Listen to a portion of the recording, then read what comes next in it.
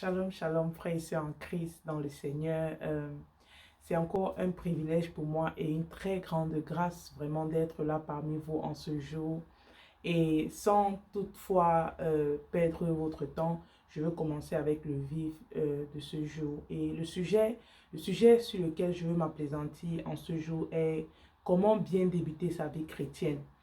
Vous savez, il est important c'est bien d'être chrétien ou encore c'est bien d'accepter le Seigneur Jésus, mais il est aussi d'une chose d'arriver jusqu'à la fin. Il est aussi d'une chose de ne pas se lasser en cours de route parce que c'est très facile. C'est pas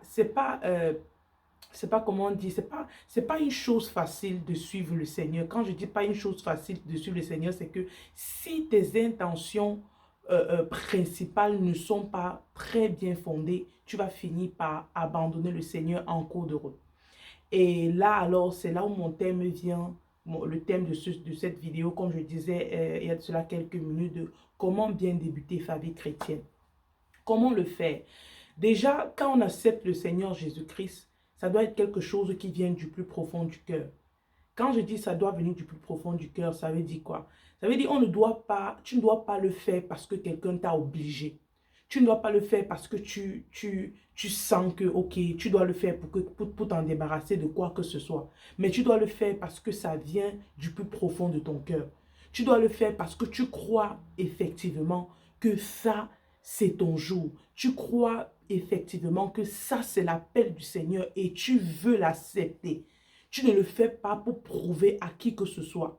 Et aussi, l'une des choses pour lesquelles parfois, généralement, on n'arrive pas à la fin de notre chemin, c'est parce que plusieurs chrétiens, quand ils viennent au Seigneur, le but principal, c'est parce qu'ils veulent voir des accomplissements dans leur vie. Ils veulent peut-être voir des situations changer dans leur vie. Par exemple, elle n'est pas mariée, elle vient au Seigneur parce que elle a eu à entendre que le Seigneur donne le mariage. Peut-être parfois, elle vit des situations compliquées ou il vit des situations compliquées et il allait dans une église. On lui a dit, si tu viens dans notre église, nous te rassurons que ta situation va changer. Nous devons savoir que si ce sont ces motifs qui nous amènent au Seigneur, nous allons nous fatiguer en cours de route. Nous allons être accablés en cours de route. Parce que quand nous regardons l'histoire de notre père Abraham, la parole de Dieu nous dit qu'il a attendu après beaucoup d'années avant que le Seigneur lui ait béni avec un enfant, avec un fils qui était Isaac. C'est pas comme s'il n'avait pas eu de fils, mais le fils de la promesse était le fils Isaac. Mais il a attendu combien d'années? Combien d'années? C'est pourquoi la parole nous dit que même quand les anges sont venus l'annoncer, même quand il a eu une conversation avec le Seigneur et que le Seigneur lui a attesté qu'il va avoir un enfant, la parole de Dieu nous dit qu'il est tombé sur son visage, il a commencé à rire parce qu'il se disait que c'était une chose impossible. Ça veut dire qu'il avait tellement attendu qu'il s'est fatigué, il avait tellement attendu que pour lui, il n'y avait plus d'autre issue. Et c'était la même chose même avec son épouse. Quand Sarah, on a annoncé à Sarah que à cette même période, tu auras un enfant. Qu'est-ce que Sarah a fait? Sarah a ri. Elle n'a pas ri parce que, peut-être parce qu'elle se moquait de ces personnes, mais elle a ri parce que quand elle a regardé en elle, elle a vu que ce n'était plus possible. Ce n'était plus possible. Et on regarde même encore l'histoire de Joseph. Joseph qui allait en prison. Joseph qui est sorti. Tout cela, ça nous montre qu'avec le Seigneur, parfois, ça peut prendre le temps. Avec le Seigneur, parfois, ce n'est pas des choses qui arrivent là du jour au lendemain. Bon, c'est pourquoi si nos buts ne sont pas bien fondés, c'est pourquoi si nos intentions ne sont pas bien fondées, on va finir par abandonner en cours de route. On va finir par être fatigué en cours de route. On va finir par se lasser de la chose. On va dire que non, Seigneur, moi, je suis venu à toi parce que j'attendais quelque chose venant de toi, mais tu ne m'as pas donné cette chose. Bon, je préfère te laisser. C'est pourquoi nous devons avoir des buts fondés. N'acceptons pas le Seigneur, ne venons pas au Seigneur parce que nous voulons prouver à qui que ce soit, quoi que ce soit. Mais acceptons-le parce que nous l'aimons. Acceptons-le parce que nous voulons le plaire. Acceptons-le parce que nous voulons marcher avec lui. Nous voulons faire ses préceptes. Nous voulons faire ses ordonnances. Nous ne voulons pas nous sanctifier. Tu ne veux pas te sanctifier parce que tu veux prouver quoi que ce soit à quelqu'un. Non. Mais tu veux le faire parce que, d'abord, ton principal motif, c'est Dieu. Ton principal motif, c'est de plaire à Dieu. Ton principal motif, c'est de te rassurer que tu es sur la voie du Seigneur. Avec le Seigneur, mes frères et sœurs, parfois ça peut tarder. Parfois, ça peut prendre des années, ça peut prendre 1 an, ça peut prendre 2 ans, ou encore ça peut prendre même 400 ans, comme ça a pris avec le peuple d'Israël en Égypte. Ça veut dire quoi? Quand nous venons au Seigneur, ayons des bases fondées, des bases qui sont bien précises. Quand je dis des bases qui sont bien précises, c'est que on ne doit pas venir au Seigneur pour deux autres choses. La seule raison pour laquelle nous devons venir au Seigneur, c'est parce que nous l'aimons. Nous venons pour lui, mais pas pour ce qu'il donne. Parce que la parole de Dieu déclare dans le livre de Matthieu, chapitre 6, verset 33, « Cherchez premièrement le royaume de Dieu et sa justice et toutes les autres choses vous serez ajoutées. » Ça veut dire quoi? C'est d'abord le royaume de Dieu. Ça veut dire, c'est pas pourtant dire que ces choses n'existent pas. C'est pas pourtant dire que ces choses ne vont pas venir. Mais premièrement, nous devons d'abord chercher le royaume de Dieu. Nous devons d'abord venir au Seigneur pour lui et pour lui seul. Et les autres choses vont suivre. Nous ne devons pas venir au Seigneur parce que nous attendons quelque chose en retour. Parce que mes frères et sœurs, il y aurait des moments, il y aurait des situations qui vont se présenter devant vous. Que si vous n'êtes pas accroché au Seigneur, si vous n'aimez pas le Seigneur pour qui il est, vous allez l'abandonner. Si vous n'aimez pas le Seigneur pour qui il est, vous allez le laisser tomber. Parce qu'il y a des situations, il y aurait des épreuves qui vont vous frapper. Il y aurait des épreuves qui vont se présenter à vous. Que si votre but principal n'est pas bien fondé, vous allez finir par le laisser tomber.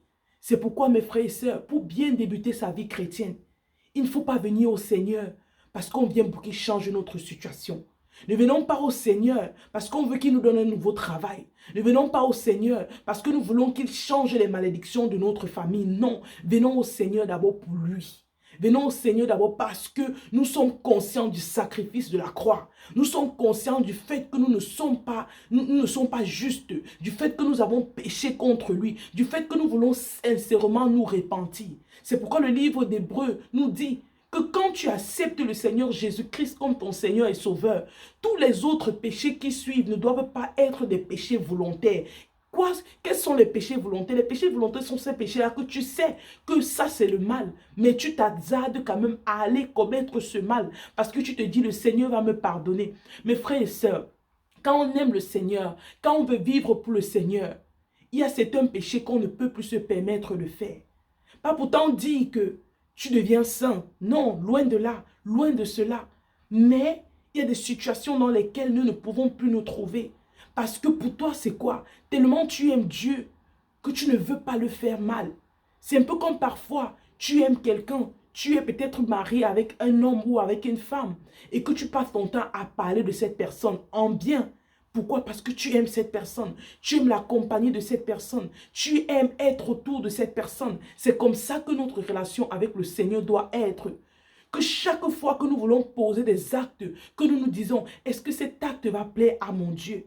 Mais tu ne peux pas avoir ces questions si ton fondement n'était pas bien.